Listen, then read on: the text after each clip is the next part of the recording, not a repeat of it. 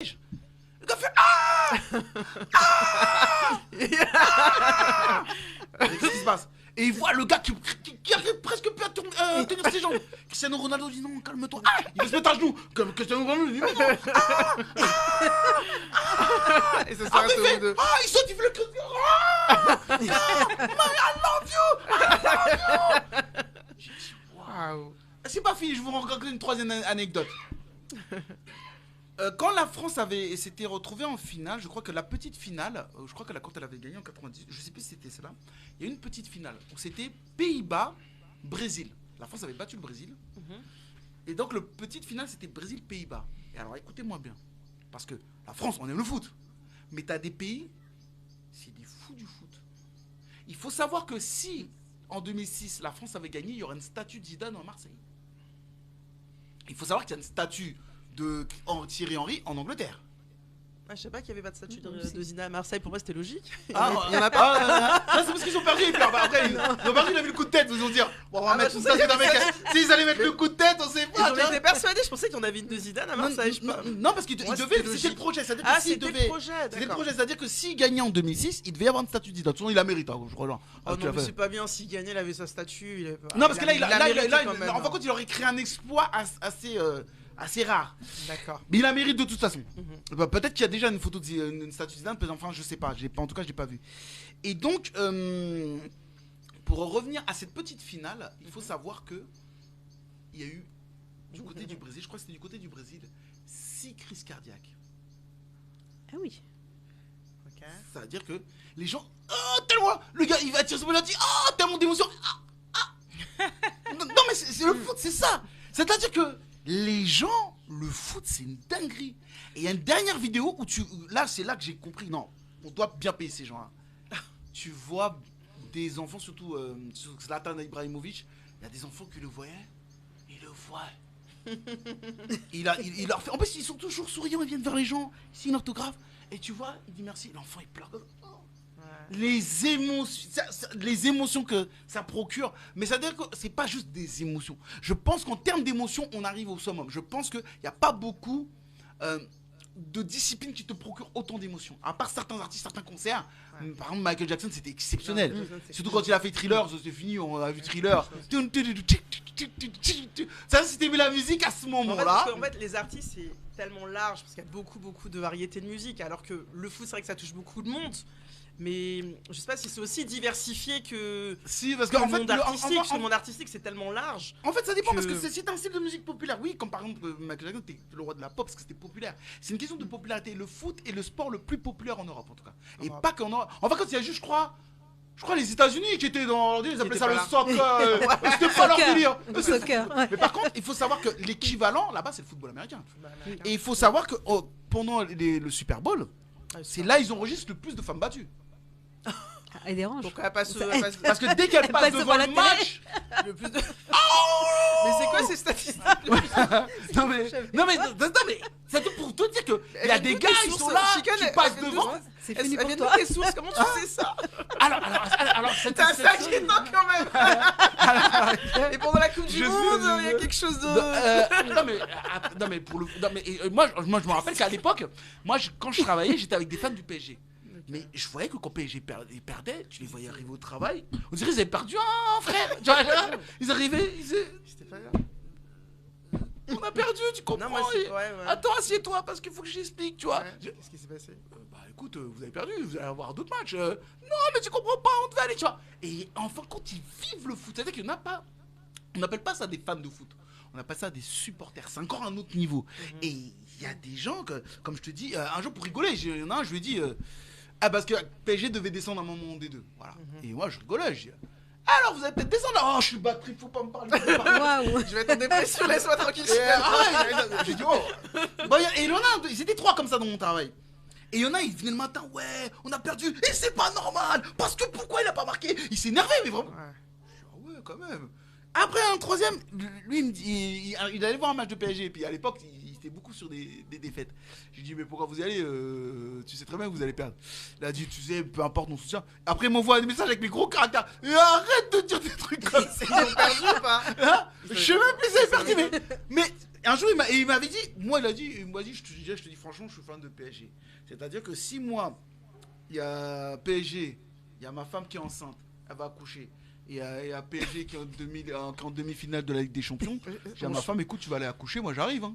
Ah ouais, non. Donc, tu vois, tu dis quoi? Alors aujourd'hui, bon, il était jeune quand elle a dit, mais non. Elle était jeune. Mais quand même, quand tu tiens ces propos-là, ça veut dire que. Et après, il y a celui qui m'avait dit un jour, ah, je suis batterie, tout ça.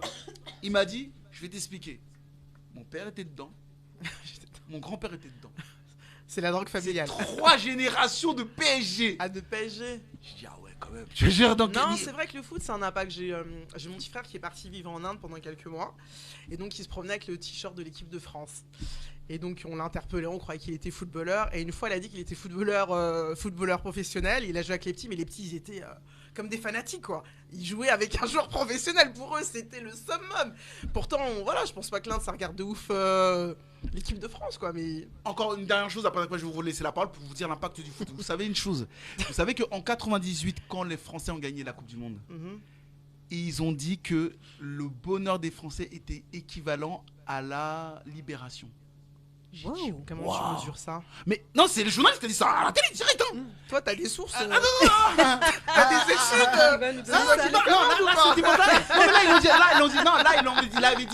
Il l'avait dit à la télé. Là, vraiment, c'était à la télé. Comme ça, à la télé. Ah, ils l'ont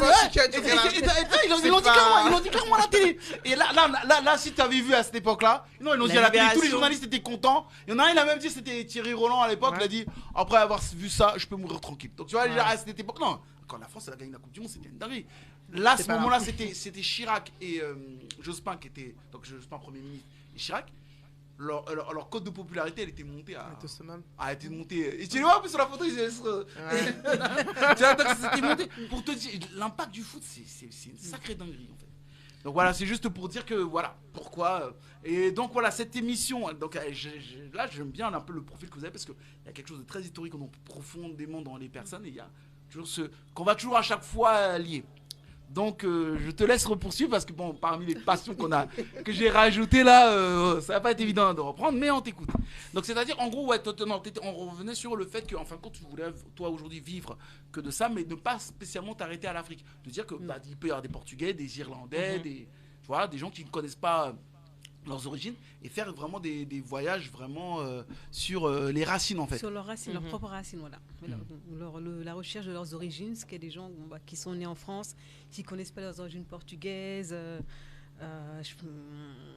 Donc il y a les Antillais qui sont très en recherche aussi de leurs origines en Afrique. C'est ça. Donc voilà, donc je ne veux pas m'arrêter qu'à ça. Donc il y a aussi, j'ai vu qu'aux États-Unis, je crois du côté de la Caroline du Nord, qu'il y avait une espèce, un lieu.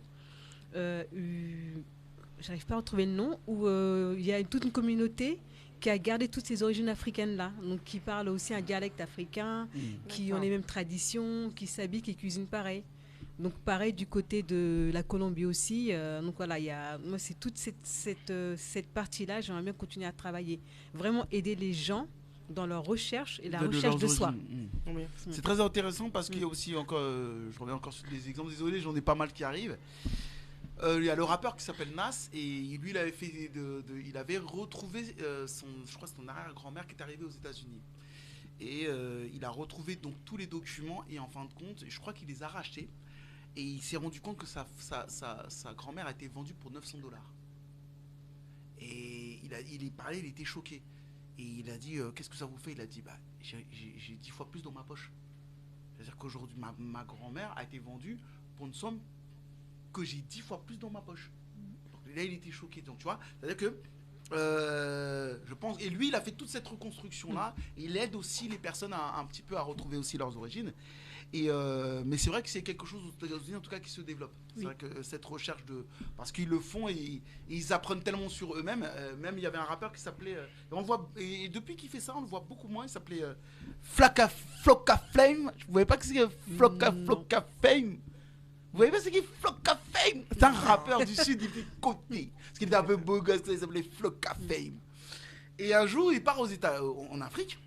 Et là, il sait pas pourquoi, il est connecté, ils se sont connectés, ils se sont bien. Il va dans les villages, il se dit, mais je sais pas, je me sens chez moi, il y a quelque chose. Et il a dit, je voyais de la misère, mais je voyais les gens qui étaient heureux et j'étais connecté.